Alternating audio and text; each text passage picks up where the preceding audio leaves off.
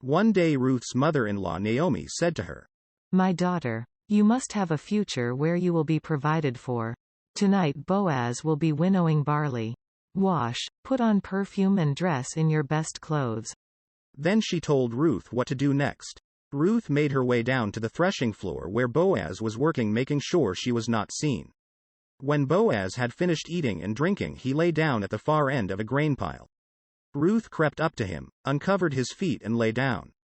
During the night Boaz woke up to find a woman asleep at his feet. "Who are you?" he asked.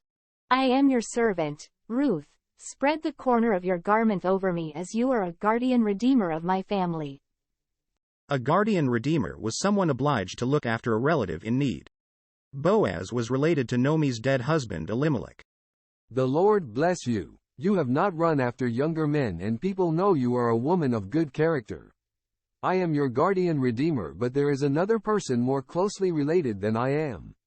If he is not willing to redeem you, then I will," replied Boaz.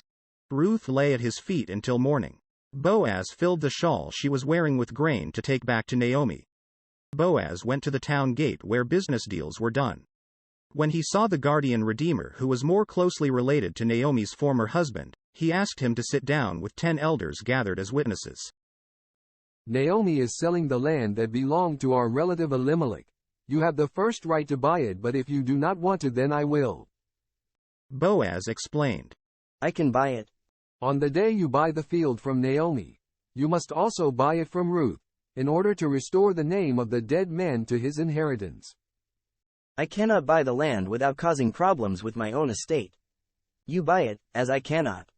It was the custom to seal a deal on buying property by one party taking off a sandal and giving it to the other.